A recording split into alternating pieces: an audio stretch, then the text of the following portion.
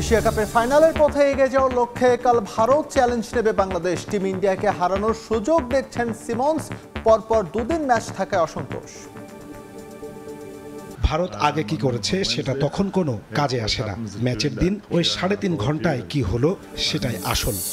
BCB নির্বাচনের খসড়া voter তালিকা প্রকাশ। গঠনতন্ত্র বোর্ড সভার রায়কে তোয়াক্কা না করে বাদ দেওয়া হয়েছে 15 ক্লাবের প্রতিনিধি। নিয়ম না মেনে জমা দিয়েও আছেন ফারুক আহমেদের নাম। পর্যাপ্ত প্রস্তুতির আক্ষেপ নিয়ে বিশ্বকাপ খেলতে শ্রীলঙ্কা গেল বাংলাদেশ নারী ক্রিকেট দল। প্রতিবন্ধকতা জয় করে আসরে ভালো খেলার লক্ষ্য।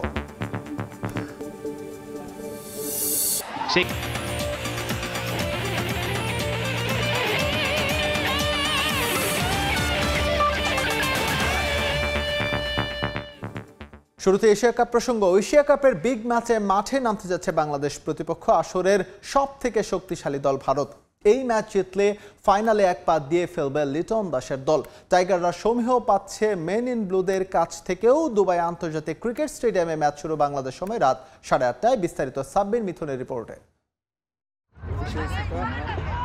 ভারত বাংলাদেশ মানেই আলাদা উত্তাপ।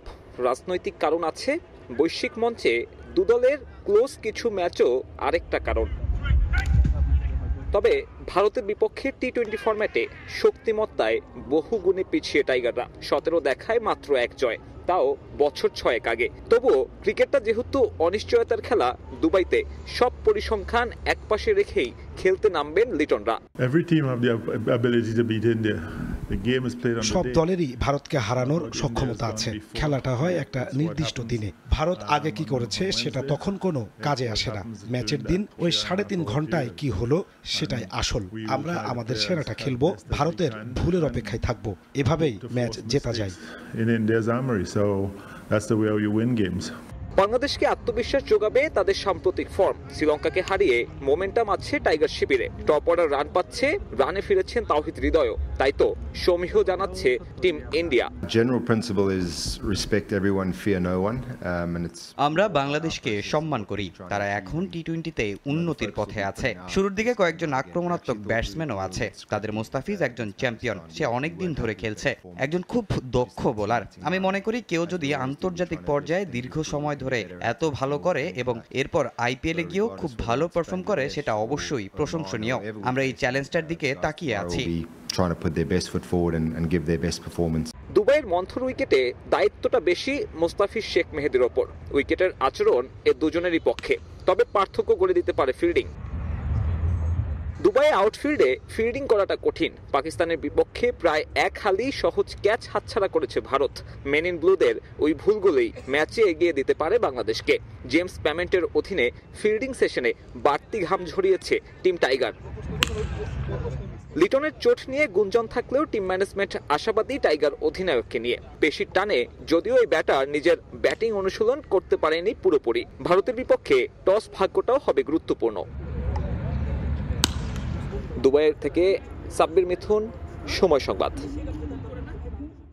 এশিয়া কাপে বাংলাদেশ ভারত ম্যাচ নিয়ে কথা বলতে আছে আমাদের সঙ্গে আছেন সাবেক ক্রিকেটার ও বিসিবি নির্বাচক হাসিবুল হোসেন শান্ত। শান্ত ভাই, আপনাকে স্বাগত আমাদের। শান্ত ভাই, আসলে আমরা প্রিভিউ দেখছিলাম, যেই দলটার এশিয়া কাপের সুপার 4-এ ওঠাটাই হচ্ছে একটা যদি কিন্তু সমীকরণে ছিল। মোটামুটি বলা যেতে পারে লাস্ট ম্যাচটা আমরা তাকিয়েছিলাম অন্যের দিকে। সেই দলটা হচ্ছে আগামীকাল ভারতের বিপক্ষে নামবে এবং এই ম্যাচটা যদি আমরা জিতে যাই, মোটা থেকে বলা যেতে পারে যে এশিয়া কাপের ফাইনাল, অনেকদিন পর আবার হচ্ছে এশিয়া কাপের ফাইনাল নিশ্চিত হবে। কেমন দেখছেন আসলে সম্ভাবনা ম্যাচটা? না, বাংলাদেশ তো উইনিং টিম আছে। যেভাবে বাংলাদেশ টিম খেলে আসছে, প্রথমে সবাই ভেবেছিল যে বাংলাদেশ যেতে পারবে কিনা, বাট বাংলাদেশ কিন্তু তাদের খেলা দিয়ে প্রমাণ করে এসেছে। তো আমি মনে করি ইন্ডিয়া অবশ্যই ভালো টিম। সবাই বলছে ইন্ডিয়া আনবিটিং চ্যাম্পিয়ন হবে, বাট ইন্ডিয়াকে হারানো সম্ভব। বাট সেই ক্ষেত্রে আমাদেরকে 3টা ডিপার্টমেন্টেই ভালো করতে হবে, ব্যাটিং, বলিং, ফিল্ডিং, 3টার ক্ষেত্রে। বিশেষ করে লাস্ট ম্যাচে যদি আপনি দেখেন যদি ফিল্ডিংটা কিন্তু আমরা একটু হলেও পিছিয়ে ছিলাম। তো ফিল্ডিংটা যদি আমরা 15-20 রান ফিল্ডিং করে বাঁচাতে পারি, সেক্ষেত্রে কিন্তু আমাদের ইন্ডিয়ার সাথে যাওয়ার ক্ষেত্রে অনেক কাজে দেবে। এবং সাথে আমাদের ইন্ডিয়ার যারা ব্যাটার আছেন তাদেরকে আমাদেরকে প্ল্যান করে বল করতে হবে। এবং প্ল্যান অনুযায়ী যদি আমরা বল করতে পারি তাহলে সম্ভব। আমরা যদি তাদেরকে বাউন্ডারির সংখ্যা কমাতে পারি, দেখা যাবে তারা কিন্তু তখন একটু হলেও ব্যাটিংয়ে তাদের চিন্তা করতে হবে। তো আমাদেরকে অনেক চিন্তা করে খেলতে হবে এবং প্ল্যানিং করে খেলতে হবে। প্ল্যানিংটা যাতে সঠিকভাবে আমরা এক্সিকিউট করতে পারি মাঠে, সেটা কিন্তু আমাদের মেইন লক্ষ্য। আমার মনে হয় যে ওপেনিং 6 ওভারটা ভেরি ইম্পর্টেন্ট। ছয় ওভারে যদি ব্যাটিং করি তাহলে আমাদের ক্ষেত্রে সেটা 6 ওভারটা ইউটিলাইজ করতে হবে। 6 ওভারে কমপক্ষে হলেও আমাদের একটা উইকেট গেলে সমস্যা নেই, বাট 50-এর উপর রান থাকতে হবে। আর ইন্ডিয়াকে যেভাবে হোক মানে ওদের স্টার্টিংটাই কিন্তু ওদের মেইন। দেখা যায় যে গিল এবং আপনি যে আছে স্টার্টিংটা খুব বেশি করছে, মানে 6 ওভারে দেখা যায় যে প্রায় 60-70 রান করে ফেলে। সেই জায়গায় যদি আমরা তাদেরকে আটকাতে পারি তাহলে হয়তো বা ফাইট হবে বা জেতার চান্সেস থাকে। 6 ওভারটা ভেরি ইম্পর্টেন্ট আমার কাছে মনে হয় যে বাংলাদেশের ব্যাটিং বলেন ফিল্ডিং বলেন যে ক্ষেত্রেই। শান্ত ভাই যে বলছিলেন যে ব্যাটিং বোলিং ফিল্ডিং আসলে 3 বিভাগেই ভালো করলে আমাদের জয়ের একটা চান্স রয়েছে। শান্ত ভাই ওরাও তো নিশ্চয়ই চেষ্টা করবে যে ব্যাটিং বোলিং ফিল্ডিং 3 বিভাগে ভালো করা। আমরা যদি দুটো টিমের কম্প্যারিজনে যাই, দেখা গেল আমরাও ভালো করলাম ওরাও ভালো করলাম, তাহলে আসলে আপনি যদি মানে দুই দলের অ্যানালাইসিস দেখেন সেক্ষেত্রে ইন্ডিয়া কিন্তু আগে আছে।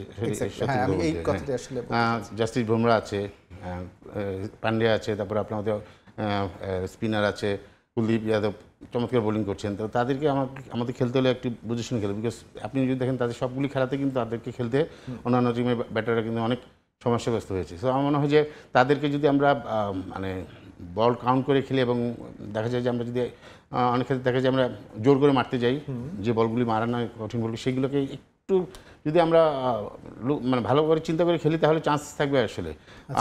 বিশেষ করে বলবো যে ইন্ডিয়ার সাথে খেলা আসলেও অনেক বেটার টিম। ওরা IPL খেলা ওদের এত বেশি স্ট্রং হয়ে গেছে এবং তাদের যদি ব্যাটাররা দেখেন লম্বা একটা ব্যাটিং, স্যামসন পর্যন্ত ব্যাটিং আছে, পান্ডিয়া পর্যন্ত ব্যাটিং আছে।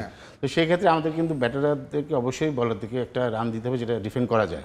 মানে আমাদের আসলে ভালো খেলতে হবে, অ্যাট দ্য সেম টাইম প্রত্যাশা রাখতে হবে ইন্ডিয়া যাতে একটু খারাপ খেলে, তাহলে হয়তো সম্ভাবনাটা থাকে আর না।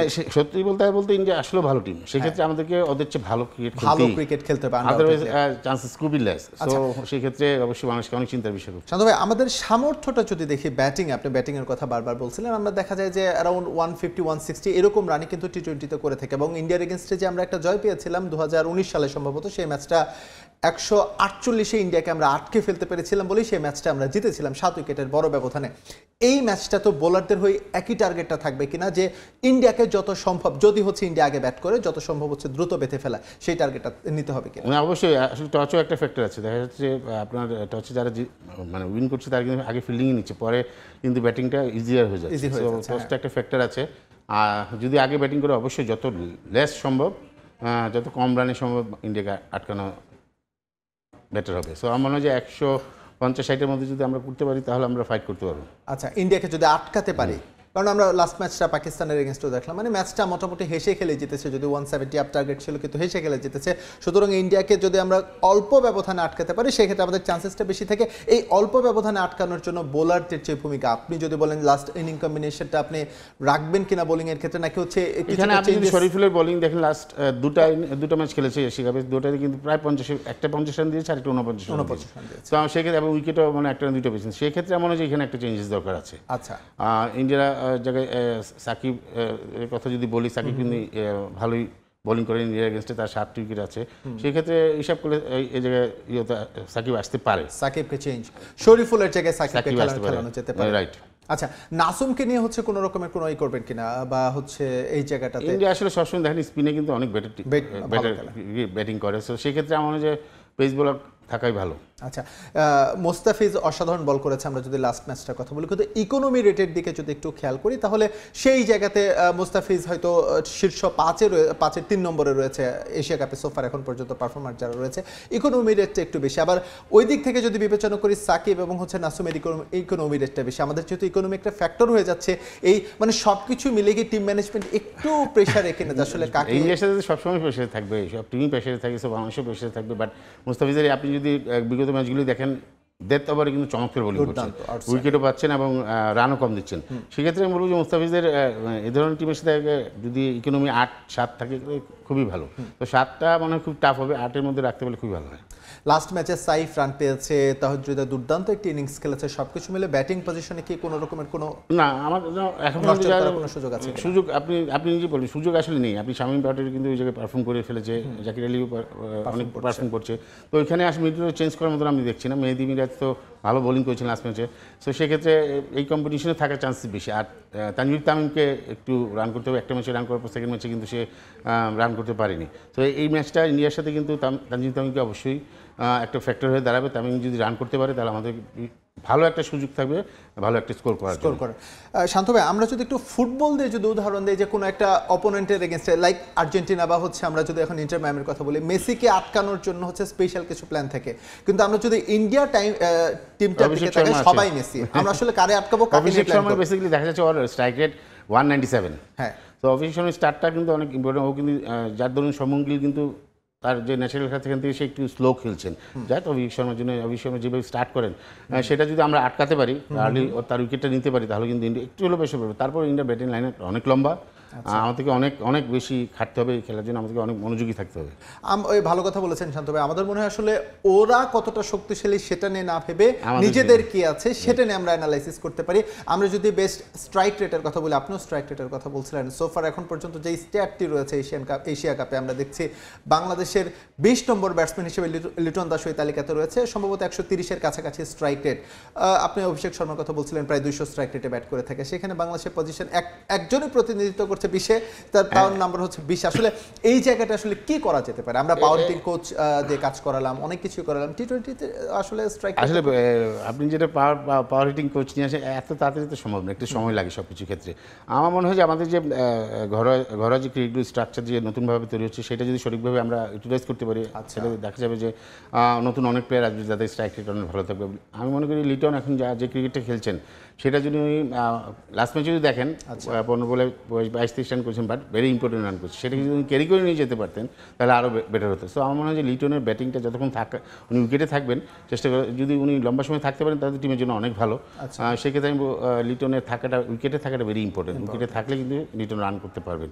তো লিটনের ব্যাটিংটা তামিম যে ব্যাটিংটা এবং সাইফ হাসান তো ভালোই ব্যাটিং করছেন, বাট এটা কন্টিনিউ করে যেতে হবে, সেটা যাতে ইন্ডিয়ার সাথে আবার আটকিয়ে না যায়। তো আমার মনে হয় যে মোটামুটি বাংলাদেশ টিম যদি দেখেন হৃদয় ফর্মে চলে আসছে, লাস্ট ম্যাচে শরীফুল বাদে মোটামুটি সবাই কিন্তু ভালো। তো ইন্ডিয়ার সাথে জিততে হলে কিন্তু আমাদের সবাইকে ভালো খেলতে হবে এবং প্রতিটি ডিপার্টমেন্টে ভালো খেলতে হবে, মানে কথা একটা আমাদের ভালো খেলতে হবে। শান্ত ভাই, আমরা যদি একটু কম্প্যারিজন করি, টিম কম্প্যারিজন করি ওভারঅল এশিয়াতে, এখন 4টা দল সুপার 4 খেলছে, সঙ্গে যদি আফগানিস্তানকে নেই এবং ইন্ডিয়াকে যদি হচ্ছে এক পাশে রাখি, কেন যেন মনে হচ্ছে যে বাকি 4টা দল মোটামুটি সেম লেভেলের ক্রিকেট খেলছে, ইন্ডিয়ার ক্রিকেটের লেভেলটা হচ্ছে একটু অন্য জায়গাতে চলে গেছে, মোটামুটি ধরাছোঁয়ার বাইরে। আপনি এইচ লেভেলে দীর্ঘদিন নির্বাচক হিসেবে কাজ করেছেন, এখন ন্যাশনাল টিমের নির্বাচক হিসেবে কাজ করছেন বা কাজ করবেন, সামনের দিনে দায়িত্ব পেয়েছেন। এই জায়গাটাতে হচ্ছে আসলে এই পার্থক্যটা যে ইন্ডিয়া এত ডেভেলপ, আমরা হচ্ছে একটু পেছনে বা বাকি দেশগুলো একটু পেছনে। এই সত্যি কথা বলতে ইন্ডিয়ার যে ঘরের স্ট্রাকচারগুলি আছে, তারপর ইন্ডিয়া অনেক বড় দেশ, ওদের অনেক ধরনের টুর্নামেন্ট হয়, অনেকগুলি টি20 হয়, জুনিয়র বলেন সিনিয়র বলেন সব ক্ষেত্রেই। তো তারা এত প্রচুর খেলা খেলেন যার জন্য তারা অনেক দূরে এগিয়ে থাকেন। আমরা কিন্তু দেখেন আমাদের দেশে ছোটো মাঠও স্বল্পতা আছে, ওয়েদারেরও একটা ফ্যাক্টর আছে, খুব তাড়াতাড়ি রেনি সিজন চলে আসে। তো আমরা যদি একটা টুর্নামেন্ট শেষ করে যে আরেকটা টুর্নামেন্ট খেলবো, যে প্লেয়ারগুলি চান্স পেয়েছে, যারা 19-20 তারা চান্স পায়নি, তাদের জন্য যে আরেকটা টুর্নামেন্ট দেবো, সেই টুর্নামেন্টটা দিতে গেলে দেখা যায় যে বৃষ্টি চলে আসে। সেখান থেকে আমরাও কিন্তু অনেকটা প্রাকৃতিক কারণেই আমরা পিছিয়ে যাচ্ছি। তো আমাদের সময় এবং মাঠের অভাবে সেগুলো আমরা করতে পারছি না। তো এগুলো যদি আরও স্ট্রং করা যায় বা ঘরোয়া ক্রিকেটটা যদি আরও স্ট্রং লেভেলে ক্রিকেট করা যায়, খেলানো যায়, তাহলে সম্ভব সামনের দিকে ভালো প্লেয়ার, আরও বেটার প্লেয়ার বাড়বে। বা ক্রিকেট স্ট্রাকচারটা খুবই ইম্পর্টেন্ট আমাদের, বিকজ যদি দেখেন আপনি বিভাগীয় যে ক্রিকেটগুলি হয় না, ফার্স্ট ডিভিশন বলেন, সেকেন্ড ডিভিশন বলেন, শুধু ঢাকায় হচ্ছে, বাট এগুলো আপনার চিটাগাং ব্রিগেড বলেন, সিলেট বিভাগ বলেন, রংপুর বিভাগ বলেন, এই বিভাগগুলিতে অবশ্যই এই খেলাগুলি চালু করতে হবে। ফার্স্ট ডিভিশন বলেন, সেকেন্ড ডিভিশন বলেন, টি20 টুর্নামেন্ট বলেন, এগুলো যদি যখন শুরু হবে তখন কিন্তু আরও বেটার অনেক ধরনের প্লেয়ার তখন বের হবে, তখন আমাদের সিলেক্ট করতে সহজ হবে আর প্লেয়ার সিলেক্ট করা। শান্ত ভাই, এইচ লেভেলে তো আপনি কাজ করেছেন, এই যে পাওয়ার হিটারের যে একটা ল্যাকিংস বা একটু যে অভাব রয়ে গেছে, আপনি কেমন পটেনশিয়াল দেখেছেন এইচ লেভেলে?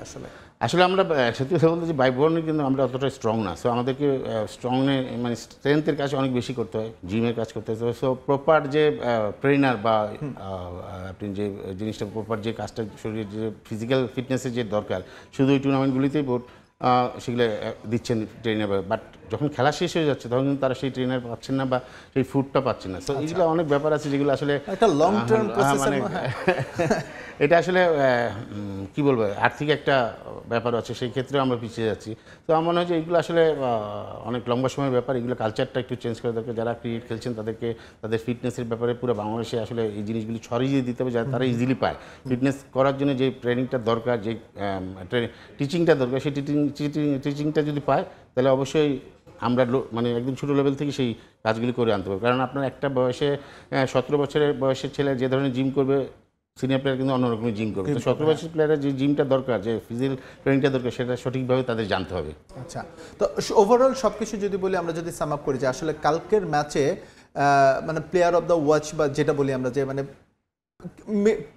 কি রোলটা হচ্ছে আসলে কারা প্লে করতে পারে, বাংলাদেশের স্পটলাইটে কারা থাকতে পারে, বা হচ্ছে ইন্ডিয়ান কোন জায়গাটা আমাদের কি রোল? আসলে আমি মনে করি যে মুস্তাফিজের বোলিং, তানজিম তামিম আর লিটনের দুজনের ব্যাটিংটা আমাদের ভেরি ইম্পর্টেন্ট একটা পার্ট, এবং ডেথ ওভারে আমরা কীভাবে রান বাইর করে ম্যানেজ করতে পারি। হ্যাঁ, ডেথ ওভারটা দেখা যায় যে বুমরা বোলিং করেন, চমৎকার বোলিং করেন, সেই ক্ষেত্রে আমরা রান বের করে আনতে হবে কীভাবে, এটা আমাদের একটা প্ল্যান করতে হবে। সাধারণত দেখা যায় যে ওই সময় জাকির আলী অনেকই বেশি ম্যাক্সিমাম টাইমে ডেথ ওভারটা খেলেন, শামীম পাটোয়ারি। তো ওনাদের দুজনকে ডেথ ওভারটা যদি যান, সেক্ষেত্রে বুঝে শুনে খেলতে হবে।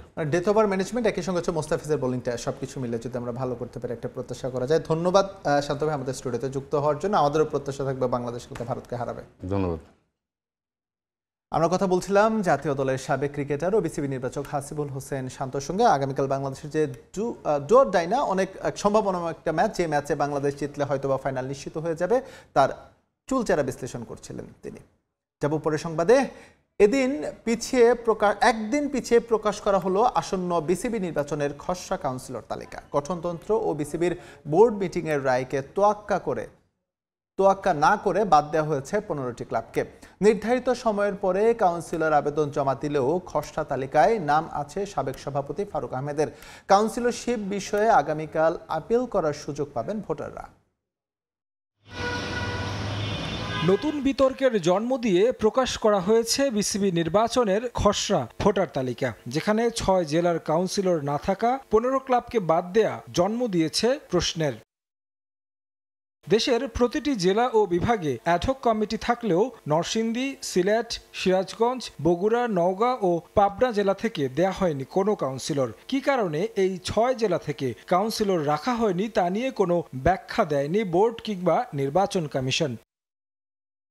বিসিবি নির্বাচন ঘিরে অন্যতম সবচেয়ে আলোচিত বিষয় 15 ক্লাবের ভাগ্য, যাদের নিয়ে তদন্ত করছে দুর্নীতি দমন কমিশন। এই ক্লাবগুলো ভোটার হতে পারবে কিনা বিষয়টি নিয়ে 20 সেপ্টেম্বর সভা করে বোর্ড পরিচালকরা, যেখানে পরিচালকরা সম্মতি দেন তাদের কাউন্সিলর হিসেবে রাখার ব্যাপারে। আর নির্বাচন কমিশনও এই ব্যাপারে সিদ্ধান্ত ছেড়ে দিয়েছিল বোর্ডের হাতেই। কিন্তু তারপরও কেন এই 15 ক্লাবকে কাউন্সিলর তালিকা থেকে বাদ দেয়া হলো, তার নেই কোনো সঠিক ব্যাখ্যা। অবশ্য কাউন্সিলরশিপ ফিরে পেতে তাদের আপিল করার সুযোগ আছে নির্বাচন কমিশনের কাছে, যেখানে লেখা আছে যেহেতু এই ক্লাবগুলো নিয়ে দুদক তদন্ত করছে এবং তাদের বিষয়ে নানা অনিয়ম পাওয়া গেছে, তাই ক্রিকেটের বৃহত্তর স্বার্থে বাদ দেওয়া হয়েছে ভোটার তালিকা থেকে, যা কিনা বিসিবির গঠনতন্ত্র পরিপন্থী। এসব বিতর্কের সঙ্গে আরও একটা বিষয়, সাবেক বিসিবি সভাপতি ফারুক আহমেদের কাউন্সিলর তালিকায় নাম আসা। পূর্ব ঘোষিত তফসিল অনুযায়ী সোমবার সন্ধ্যা 7টায় শেষ হওয়ার কথা ছিল কাউন্সিলরশিপ আবেদনের, অথচ খসড়া ভোটার তালিকায় উল্লেখ আছে সন্ধ্যা 8:30টায় জমা দেওয়া হয়েছে ফারুক আহমেদের কাউন্সিলরশিপ আবেদন। সময়ের পর কী কারণে কাউন্সিলরশিপ আবেদন জমা নেওয়া হয়েছে তারও নেই ব্যাখ্যা। 177 জন ভোটার হওয়ার কথা থাকলেও 6 জেলা থেকে কাউন্সিলর আবেদন জমা না পড়ায় এবারের নির্বাচনে ভোট দিতে পারবেন 171 কাউন্সিলর। তবে যারা বাদ পড়েছেন তারা আপিল করতে পারবেন নির্বাচন কমিশন বরাবর। জানা গেছে 15 ক্লাবকে বাদ দেয়ায় আবারও আদালতে যাবেন ক্লাব কর্তারা। তারেক হাসান শিমুল, সময় সংবাদ, ঢাকা। পর্যাপ্ত প্রস্তুতি না হওয়ায় আক্ষেপ নেই নারী ওয়ানডে বিশ্বকাপে অংশ নিতে শ্রীলঙ্কায় গেল বাংলাদেশ নারী ক্রিকেট দল। অধিনায়ক নিগার সুলতানা জ্যোতি সহ দলের সব ক্রিকেটার ও কোচিং স্টাফের সদস্যরা এদিন দুপুরে শ্রীলঙ্কার উদ্দেশ্যে দেশ ছাড়েন। ইতোমধ্যে কলম্বোতে গিয়ে পৌঁছেছে দল। একদিন বিশ্রাম নিয়ে নিগাররা বৃহস্পতিবার থেকে শুরু করবেন অনুশীলন। আগামী 30 সেপ্টেম্বর ভারতে পর্দা উঠবে এবারের নারী ওয়ানডে বিশ্বকাপের। উদ্বোধনী ম্যাচে লড়বে ভারত শ্রীলঙ্কা, তবে পিসিবি ও বিসিসিআইয়ের দ্বন্দ্বে পাকিস্তানের সবকটি ম্যাচ হবে শ্রীলঙ্কায়, যার কারণে 2 অক্টোবরের পাকিস্তানের বিপক্ষে নিজেদের প্রথম ম্যাচে কলম্বোর প্রেমাদাসায় খেলবে বাংলাদেশ। এরপর বাকি ম্যাচগুলো খেলতে ভারত যাবে টাইগ্রেস। এদিকে নিগারদের বিশ্বকাপ প্রস্তুতি নিয়ে নানা সমালোচনা হলেও দেশ ছাড়ার আগে এবারের আসরের ভালো কিছু করার কথা শুনে গেলেন spinner Fahima Khatun. Few month আমরা অনেক ভালো একসাথে প্র্যাকটিস করেছি। করেছি এবং বাংলাদেশের বিসিবি আমাদের যতগুলো সুযোগ সুবিধা দিয়েছে আমরা সবগুলো নেওয়ার চেষ্টা করেছি এবং আমি মনে করি যে আমরা টিম হিসাবে খুব ভালো প্রিপারেশন নিয়েছি। পাকিস্তানের সাথে যখন খেলে খুব অনেক বেশি প্রিপারেশন নিয়েই খেলে এবং আমরা জেতার জন্যই খেলি। এবারও তার ব্যতিক্রম কিছু হবে না এবং আমরা আশানুরূপ ইনশাল্লাহ আমরা জেতার জন্যই খেলবো। ইন্ডিয়া এবং শ্রীলঙ্কা আমরা এখন যে টিমগুলো আছে তার সব থেকে ভালো পজিশনে তারা আছে। তবে আমরা যখন মাঠে নামবো অবশ্যই প্রতিপক্ষকে অবশ্যই আমরা রেসপেক্ট করবো, বাট আমি মনে করি যে তাদেরকে যদি আমরা বড় করে দেখি হয়তো বা অনেক বেশি প্রেশারাইজ হবো আমরা। বাট আমি মনে করি যে আমরা যদি সমানভাবে তাদেরকে দেখি অ্যাজ এ টিম হিসাবে খেলতে পারি, আমরা যে কোনো টিমের সাথে বিট করতে পারবো। দর্শকদের বাঁধ ভাঙা উল্লাস আর খেলোয়াড়দের চমচমাত লড়াইয়ে জেলা প্রশাসক গোল্ড কাপ ফুটবল টুর্নামেন্টের ফাইনাল দেখলো ময়মনসিংহ। এতে তারাকান্দা উপজেলাকে 2-0 গোলে হারিয়ে চ্যাম্পিয়ন হয়েছে ঈশ্বরগঞ্জ উপজেলা। টুর্নামেন্ট থেকে বাছাইকৃত খেলোয়াড়দের জাতীয় পর্যায়ে খেলার জন্য প্রস্তুত করা হবে বলে জানিয়েছেন আয়োজকরা। হোসেন আলীর ছবিতে ওবায়দুল হকের রিপোর্ট। প্রিয় দলের জার্সি গায়ে বাদ্য বাজনা আর আনন্দ উল্লাসে ব্রহ্মপুত্র পাড়ে উৎসবের আমেজ। শরতের শেষ বিকেলের রোদের তেজ উপেক্ষা করে আনন্দ ঘন পরিস্থিতি। ময়মনসিংহ জেলা স্টেডিয়ামে ফুটবল উৎসব উপলক্ষ ঈশ্বরগঞ্জ ও তারাকান্দা উপজেলার মধ্যকার জেলা প্রশাসক গোল্ড কাপ ফাইনাল। আজকের খেলাটা মূলত একটা উৎসবে পরিণত হয়েছে। আমরা এরকম খেলা খুবই কম দেখি। অনেকদিন পরে আমরা আজকে এই উল্লাসে আমরা এই খেলাগুলো দেখতে পাচ্ছি, এটা আমাদের আসলে খুব ভালোই লাগছে। ময়মনসিংহ স্টেডিয়ামকে স্টেডিয়ামে রূপান্তরিত করুক, সেটি কিন্তু আমাদের সদরবাসী হিসাবে আমাদের প্রত্যাশা। গ্যালারিতে দর্শক উন্মাদনা, মাঠে ফুটবলারদের জমজমাট লড়াই। 18 মিনিটে তারাকান্দাকে টেক্কা দিয়ে বাবুর গোলে ঈশ্বরগঞ্জ উপজেলার লিড। প্রথমার্ধে আর স্কোরের দেখা পায়নি কোনো দল। বিরতির পর খেলতে নেমে আবারও ঈশ্বরগঞ্জের বাজিমাত। এবার গোল করে দলকে 2-0-তে এগিয়ে দেন রাব্বুল। শেষ পর্যন্ত এই ব্যবধান ধরে রেখে বিজয় উল্লাসে মাতে ঈশ্বরগঞ্জ উপজেলা। ময়মনসিংহ লেভেলে যত খেলা আছে সবগুলো চ্যাম্পিয়ন হয়েছি, ট্রফি হাতে নিয়েছি, শুধু এটাই আমার বাকি ছিল। শেষ মুহূর্তে এসে আমি আলহামদুলিল্লাহ এই ট্রফিটা পেয়ে আমি আলহামদুলিল্লাহ আল্লাহর কাছে লাখ কোটি শুকরিয়া। ম্যান অফ দ্য ম্যাচ হয়েছে, এটা বড় কিছু না, কিন্তু আমি আমার উপজেলাকে একটা চ্যাম্পিয়ন ট্রফি দিতে পারছি, এটাই সবচেয়ে বড় উপহার। তরুণদের খেলাধুলায় ফিরিয়ে আনা এবং তৃণমূলে ফুটবলকে জনপ্রিয় করা ও সুপ্ত প্রতিভা খুঁজে বের করতেই এমন আয়োজন বলে জানান সংশ্লিষ্টরা। এতটুকুতে সীমাবদ্ধ না থেকে টুর্নামেন্ট থেকে বাছাইকৃতদের জাতীয় পর্যায়ের জন্য প্রস্তুত করা হবে বলে জানান জেলা প্রশাসক। আমরা যাদেরকে সুপ্ত প্রতিভা বলি, সেই সুপ্ত প্রতিভাগুলোকে খুঁজে বের করা, যারা ভালো খেলেছে তাদেরকে আমরা আইডেন্টিফাই করতে সক্ষম হয়েছি এবং তাদেরকে দিয়ে আমরা জাতীয় পর্যায়ে খেলার জন্য আমরা প্রস্তুত। ময়মনসিংহ বিভাগে ছড়িয়ে ছিটিয়ে থাকা যে মেধা, সেটা আজকে উন্মোচিত হয়েছে। ভবিষ্যতে এটি বিশ্ব দরবারে তাদের পরিচিতি গড়ে উঠবে, তারা চূড়ান্ত পর্যায়ে যাবে, এটা আমার প্রত্যাশা। ফাইনাল শেষে চ্যাম্পিয়ন দলকে 1 লাখ ও রানার্স আপ দলকে 50,000 টাকা পুরস্কার সহ ট্রফি তুলে দেন অতিথিরা। টুর্নামেন্টে 4 গোল করে সর্বোচ্চ গোলদাতার পুরস্কার পান তারাকান্দার মানিক। ম্যান অব দ্য ম্যাচ হয়েছেন বাবু ও টুর্নামেন্টের সেরার পুরস্কার জেতেন আরিফ। ফুটবলের ফাইনাল ম্যাচকে ঘিরে ময়মনসিংহ জেলা স্টেডিয়ামে যেন উৎসবের আমেজ। গ্যালারিতে দর্শকদের উল্লাস আর মাঠে খেলোয়াড়দের প্রাণপণ লড়াই, সব মিলিয়ে এক উপভোগ্য বিকেল কাটালো ময়মনসিংহবাসী। ওবায়দুল হক, সময় সংবাদ, ময়মনসিংহ। ষষ্ঠ ফরাসি ফুটবলার হিসেবে ব্যালন ডিওর ট্রফি জেতায় উচ্ছ্বাস প্রকাশ করেছেন ওসমান দেমবেলে। জিদান বেনজেমাদের প্রতি নিজের কৃতজ্ঞতাও জানিয়েছেন তিনি। বার্সেলোনা থেকে তাকে পিএসজিতে নিয়ে আসার জন্য ক্লাব কর্তৃপক্ষ এবং তার উপর বিশ্বাস রাখার জন্য কোচ লুই এনরিকের প্রতি কৃতজ্ঞতা জানিয়েছেন এই ফরওয়ার্ড। প্রতিদ্বন্দ্বী লামিন ইয়ামালকে শুভকামনা জানালেও যোগ্যতর হিসেবেই যে পুরস্কারটা জিতেছেন তা বলতে ভুলেননি ওসমান দেমবেলে। এদিকে লামিন ইয়ামালের সঙ্গে হাড্ডাহাড্ডি লড়াই হলেও বার্সা সেনসেশনকে হারিয়ে ফুটবল বিশ্বের অন্যতম মর্যাদার পুরস্কার জিতেন পিএসজি ফরওয়ার্ড ওসমান দেমবেলে। বর্ষসেরা কোচের পুরস্কার জিতেছেন লুই এনরিকে আর সেরা গোলরক্ষক ডোনারুম্মা। সেরা ক্লাবের পুরস্কারটাও গেছে প্যারিস সেন্ট জার্মাইয়ের ঘরে। ভাবার সময় কই, আমি এখন লেভান্তের জন্য কৌশল সাজাচ্ছি। ছেলেরা দারুণ ছন্দে আছে, এমবাপ্পে গোল পাচ্ছে, আমার জন্য এগুলো বেশি গুরুত্বপূর্ণ। ওসাসুনা দিয়ে শুরু, স্পানিওলে শেষ মাঠে, কিন্তু এরপরও টিম কম্বিনেশন নিয়ে স্বচ্ছন্দে নেই রিয়াল মাদ্রিদ। বিশেষ করে এমবাপ্পের দিকে অতিরিক্ত মনোযোগ একা করে দিয়েছে ভিনিসিয়াসকে। পারফরম্যান্সেও যার প্রভাব স্পষ্ট, যদিও বিষয়টি মানতে নারাজ কোচ। আমার সব খেলোয়াড়ের সঙ্গে কথা হয়েছে, তারা সবাই খুশি। আমি সবাইকে সবার দায়িত্ব বুঝিয়ে দিয়েছি, তারা সেভাবেই নিজেকে প্রস্তুত করছে। আমি নিজেও খুবই খুশি ভিনির সাম্প্রতিক পারফরম্যান্সে। আমাদের মৌসুম মাত্র শুরু হলো। আমি তাকে বলেছি খুব দ্রুতই সে আবার আগের মতো দলকে ডমিনেট করবে। লেভান্তে ম্যাচের আগে দলকে একাট্টা রাখতে ভালোই কসরত করতে হচ্ছে সাবিকে। মোটা দাগে সেখানে সফলও বলা যায় তাকে, কিন্তু ইনজুরি নিয়ে বিপাকে আলোনসো। হ্যামস্ট্রিং ইনজুরি 8 সপ্তাহের জন্য কেড়ে নিয়েছে আর্নল্ডকে। রুডিগার মেন্ডিও নেই বিবেচনায়, তবে কার্ড নিষেধাজ্ঞা কাটিয়ে ফিরেছেন হুইজেন, গুলার, ডিয়াজ, বেলিংহাম, কামাভিঙ্গা সবাই প্রস্তুত শুরুর একাদশের জন্য। সব ম্যাচই কঠিন, প্রতিপক্ষ কখনো সহজ হয় না। আমাদের ইনজুরি সমস্যা আছে, তবে আমি বিকল্প খুঁজে নেয়ার চেষ্টা করছি। আশা করব ছেলেরা দ্রুত নিজেদের গুছিয়ে নেবে। মুখোমুখি দেখার ইতিহাসে যোজন এগিয়ে রিয়াল মাদ্রিদ। 24 ম্যাচের 15টিতেই জিতেছে লস ব্ল্যাঙ্কোস। 4টি ম্যাচ শেষ হয়েছে অমীমাংসিতভাবে, আর বাকি ম্যাচে জয়ী লেভান্তে।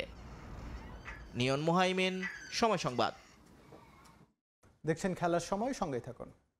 এ পর্যায়ে খেলার সময় শীর্ষ সংবাদ জানিয়ে দিচ্ছি আরেকবার। এশিয়া কাপে ফাইনালের পথে এগিয়ে যাওয়ার লক্ষ্যে কাল ভারতের চ্যালেঞ্জ নেবে বাংলাদেশ। টিম ইন্ডিয়াকে হারানোর সুযোগ দেখছেন সিমন্স। পরপর দুদিন ম্যাচ থাকায় অসন্তোষ। It is not a fair thing for any team to have to play back-to-back T20s. BCB নির্বাচনের খসড়া ভোটার তালিকা প্রকাশ। গঠনতন্ত্র বোর্ড সভার রায়কে তোয়াক্কা না করে বাদ দেওয়া হয়েছে 15 ক্লাবের প্রতিনিধি। নিয়ম না মেনে জমা দিয়েও আছেন ফারুক আহমেদ।